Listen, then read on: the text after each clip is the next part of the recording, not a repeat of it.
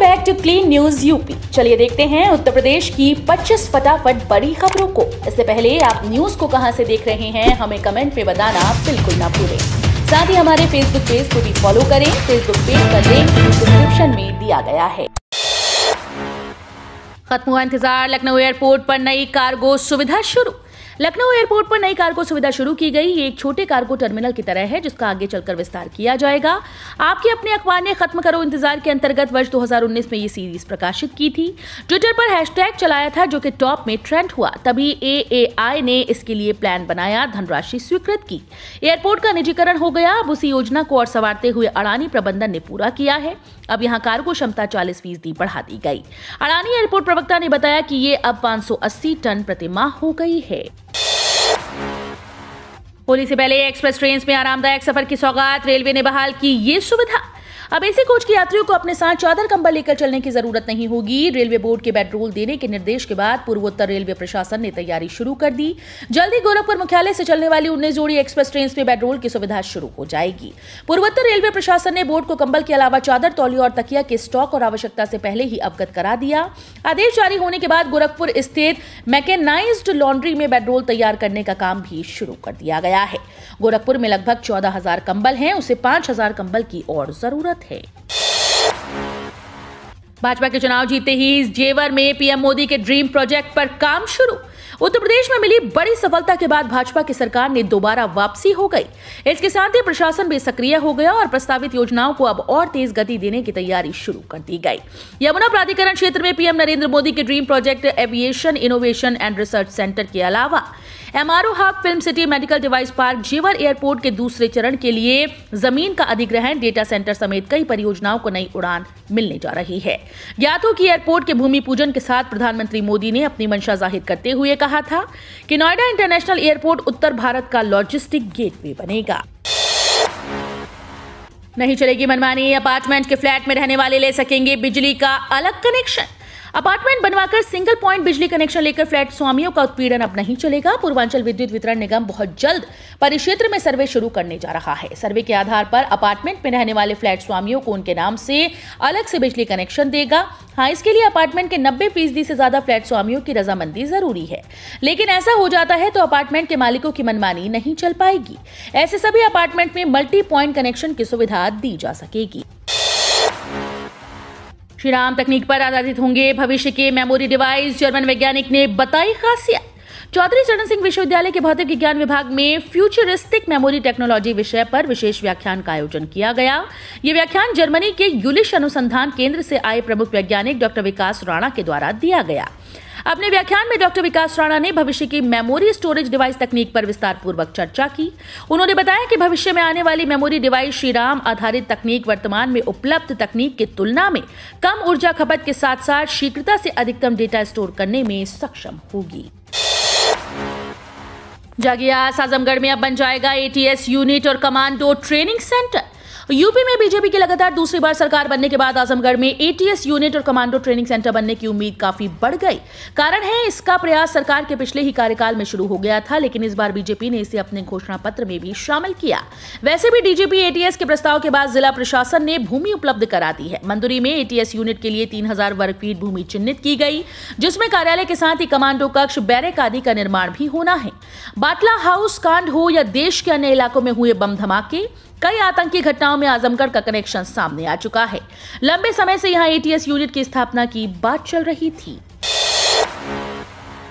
UP में अब सूरज के तेवर होंगे तल्ख। 17 मार्च तक तापमान 38 डिग्री पहुंचने का मौसम अलर्ट।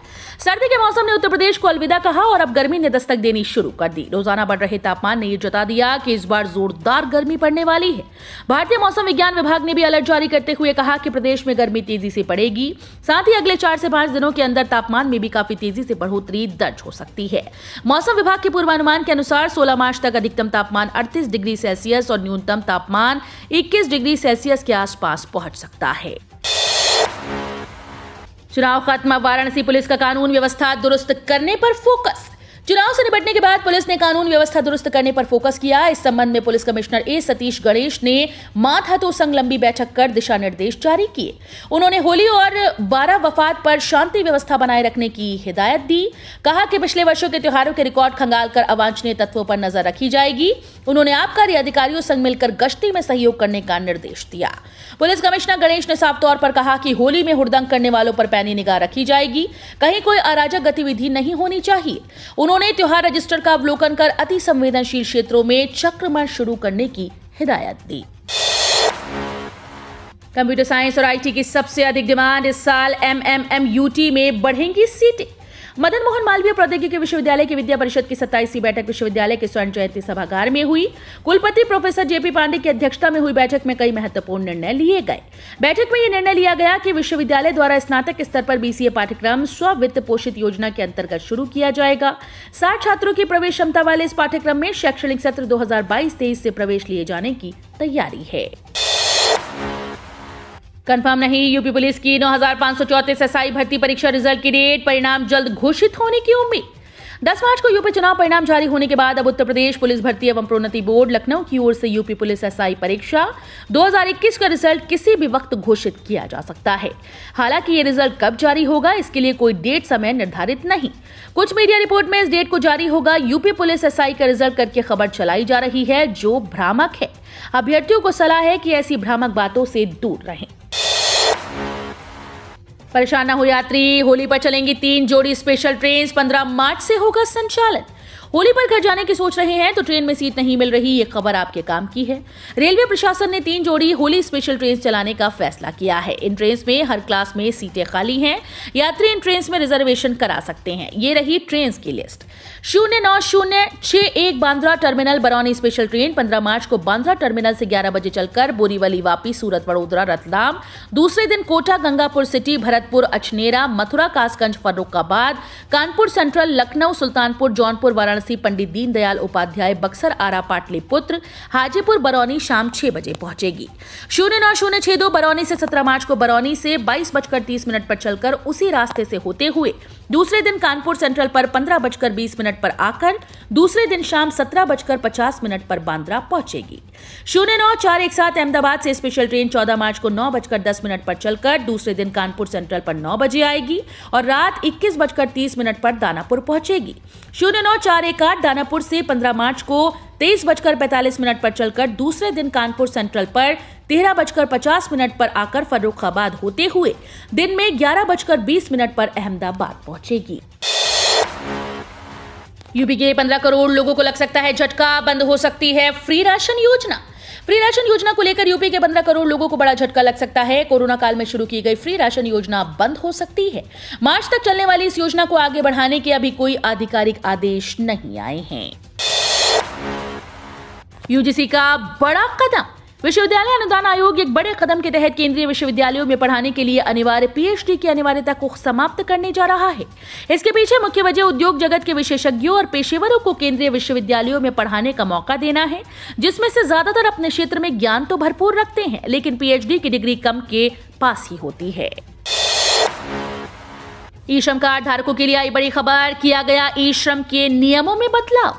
केंद्र सरकार ने कोरोना काल के समय से ई-श्रम कार्ड योजना की शुरुआत की थी, जिसके तहत असंगठित क्षेत्र के मजदूरों को सीधे लाभ पहुंचाया जा रहा है।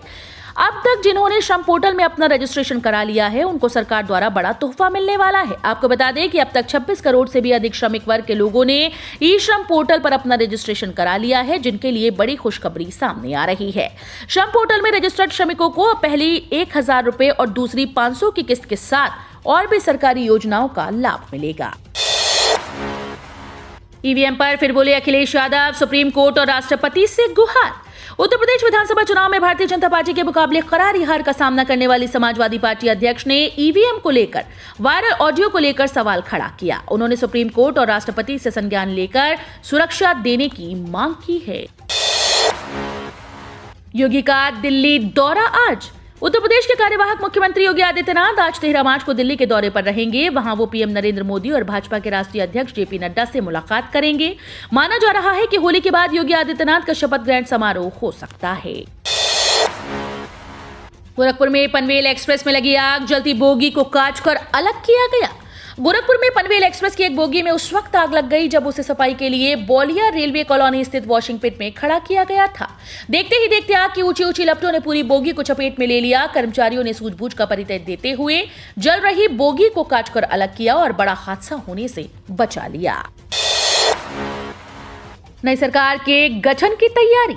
यूपी में योगी सरकार पार्ट 2 के गठन की तैयारी शुरू हो गई। इसके साथ ही लखनऊ में हारे हुए विधायकों से आवास खाली कराया जाएगा।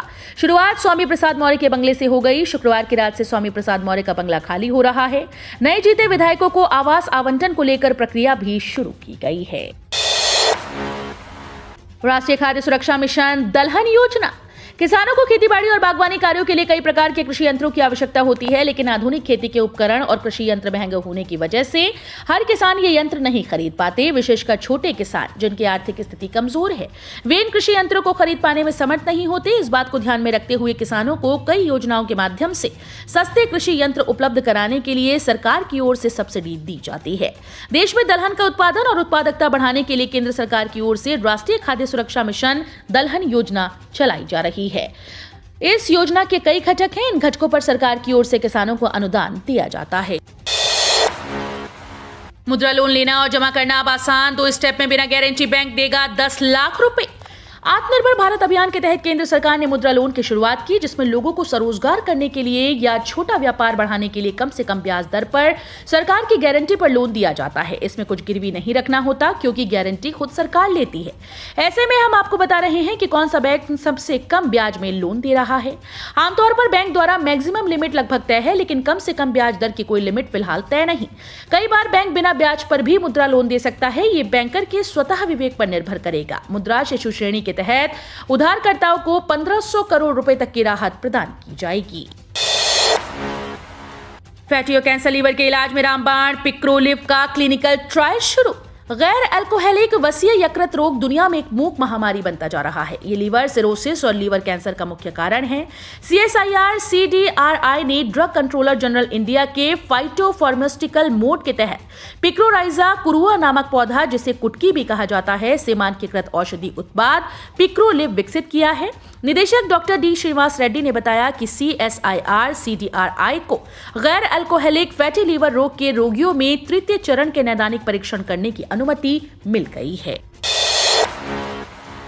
काम की खबरें। FD के नियम बदले, क्रेडिट कार्ड से खरीदारी होगी महंगी। सावधि जमा में निवेश करके भूल जाते हैं तो अब आपको बड़ा झटका लगने वाला है। रिजर्व बैंक ने FD के नियमों में बदलाव किया, जिसमें परिपक्वता के बाद राशि रखने पर कम ब्याज मिलेगा, जबकि मौजूदा समय में परिपक्वता के बाद राशि नहीं निकालने पर अगली अवधि के लिए FD अपडेट हो जाती है। इस तरह क्रेडिट कार्ड पर भी कंपनी शुल्क बढ़ाने की तैयारी में है, जो आपकी जेब हल्की करेगी। बोर्ड बैठक में आने वाला है प्रस्ताव। इन लोगों के खाते में ट्रांसफर होंगे 100 करोड़। भारत के केंद्रीय भविष्य निधि संगठन ने अपने कर्मचारियों को होली से पहले अच्छी खबर देने का काम किया। संगठन 100 करोड़ की अनक्लेम राशि सीनियर सिटीजन के खातों में ट्रांसफर करने का मन बना चुकी है। इसी बाबत EPFO की तरफ से एक प्रस्ताव तैयार किया जा चुका है। इस प्रस्ताव के ऊपर गुवाहाटी में होने वाली केंद्रीय न्यासी बोर्ड की बैठक में चर्चा हो सकती है। इधर EPFO ने ब्याज 12,785 करोड़ रुपए कमाए। इनमें से 5,529 करोड़ रुपए का पूंजीगत लाभ का उपयोग करेगा। रिजर्व बैंक कहता है पुराने सिक्कों और नोटों के झांसे में न आए। रिजर्व बैंक ने अपने आधिकारिक ट्विटर हैंडल पर ट्वीट जारी कर कहा कि कुछ गलत तत्व गलत तरीके से भारतीय रिजर्व बैंक के नाम और लोगों का इस्तेमाल कर रहे हैं और विभिन्न ऑनलाइन ऑफलाइन प्लेटफॉर्म के जरिए पुराने बैंक नोट और सिक्कों को बेचने के लिए लोगों से शुल्क, कमीशन या टैक्स मांग रहे हैं।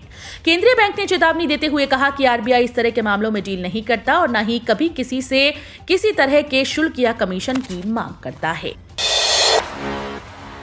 गोरखपुर नगर निगम में हाउस टैक्स और सीवर टैक्स के नाम 5 करोड़ का घोटाला, नायब मुहर्रिर सस्पेंड। गोरखपुर नगर निगम के टैक्स विभाग में 5 करोड़ के घोटाले का मामला प्रकाश में आया। कर्मचारियों ने हाउस टैक्स और सीवर टैक्स के नाम पर अकाउंट विभाग में 5 करोड़ के भुगतान की एंट्री तो दिखा दी, पर चेक जमा नहीं किया। मामला खुलने के बाद नगर आयुक्त अविनाश सिंह ने नायब मुहर्रिर को सस्पेंड कर दिया, जबकि 2 राजस्व निरीक्षकों के निलंबन की संस्तुति करते हुए जांच उप नगर आयुक्त को सौंप दी है। तो ये थी आज की 25 फटाफट बड़ी खबरें। अगर आपको न्यूज पसंद आई हो तो वीडियो को लाइक और शेयर जरूर करें। धन्यवाद।